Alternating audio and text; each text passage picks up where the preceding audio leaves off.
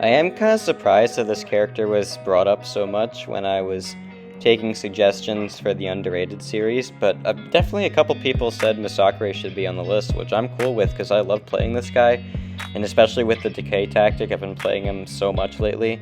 And I think the best thing about Masacre is just his speed killing in battlegrounds and stuff, but when you throw in the decay synergies he has, just because, you know, when you're a decay character without being a science in the science class, you definitely have some value because the science champs are just always banned this battlegrounds meta and war meta too. And I've been taking him to Alliance War quite a bit. I did like 10 out of 12 wars last season with Masacre, and I haven't taken him to war yet this season, except for the one I'm in now, so that's War 4. So yeah, in the war I'm currently in now, I have Masacre, but I've never taken him into a war this season except for that one. And yeah, so that was a Battlegrounds fight versus Claire, so she's obviously decay, so I got the nice withers and stuff, and it allowed me to ignore Hazard Shift. Well, this fight's against a Mole Man, where he's shrugging debuffs like crazy, and this is a terrible matchup for Masacre in general, but it's one that Masacre was just able to make work because, you know, he's still a quick nuke, and you place so many debuffs that the fact that he's purifying a lot of them doesn't even matter too often. And so I allow him to purify. I should not have hit into the Unstoppable, got kind of lucky I didn't get punished, but yeah, we throw the SP2, it does basically nothing, and then, yeah, this fight was just very unsmart on my part with the Unstoppable, but yeah, we got a little lucky. But even with him shrugging all those debuffs, we're still at 82% health, and we're going to finish with more than that, I believe. He has a lot of physical resistance, so the SP2 doesn't do as much as it normally does, but we're going to finish the fight out with pretty decent speed, all things considered, and a pretty decent health bar, all things considered.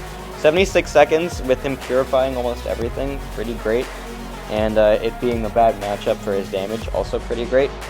Next up is this Mangog here, who is decay, so we do have the withers, and the withers against Mangog is just so good because it makes his power gain just so minuscule it almost is irrelevant.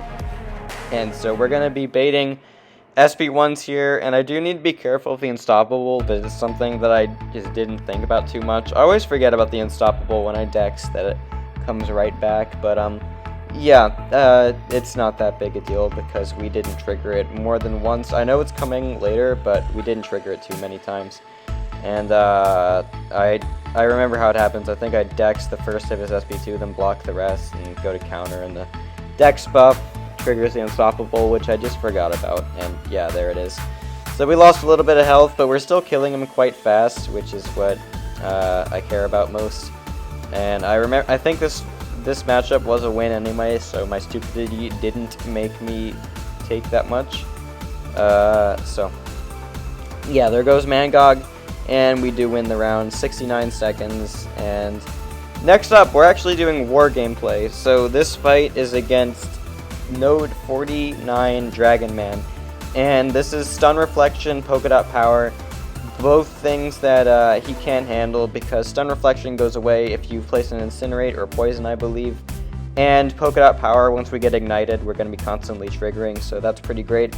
Brute force does exist, but we're playing pretty aggressive, and we do have willpower from Dragonman's ineptitudes to make up for it, and we're just going to keep baiting the SP1s, and honestly, I don't even need to block it to gain the ineptitude. I can just let the withers do their thing, but we're just going to do it anyway, because why not? Free willpower.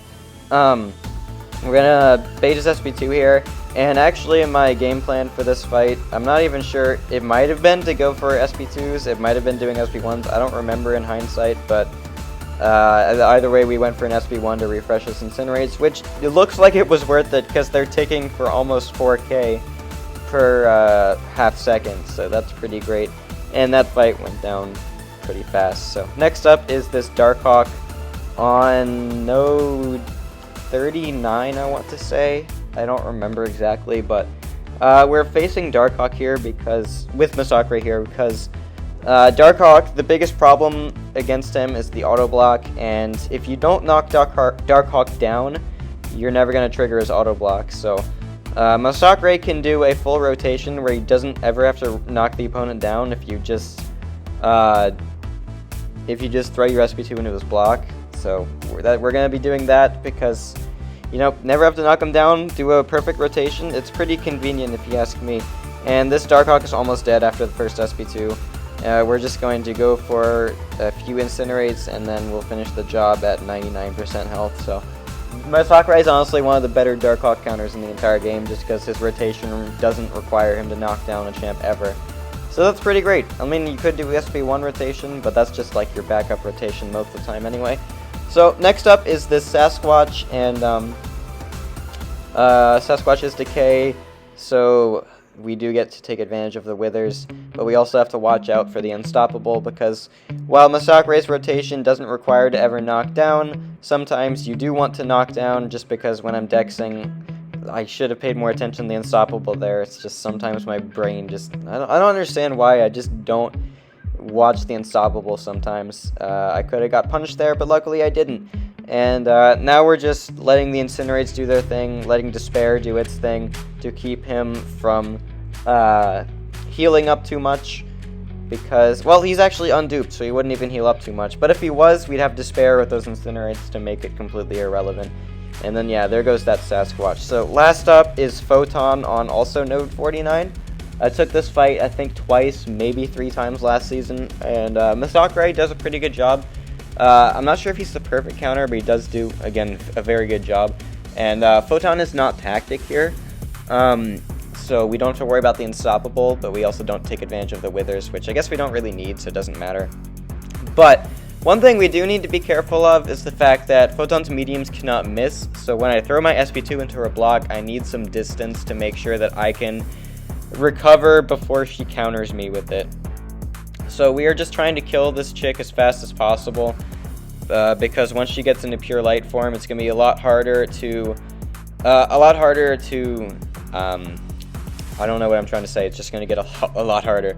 Anyway, we ate the last hit of that special but to the face, but it's not that big a deal. We are still in a good rhythm right now, and we are just going to finish her off with this SB1 here and the striker. So there goes node 49 Photon, and yeah, definitely one of the better counters to that fight. Anyway, yeah, some people wanted to see Masacre get an entry on the series, so here I am to deliver that, because I really wanted to make this video, actually. Thanks for watching, and have a good day.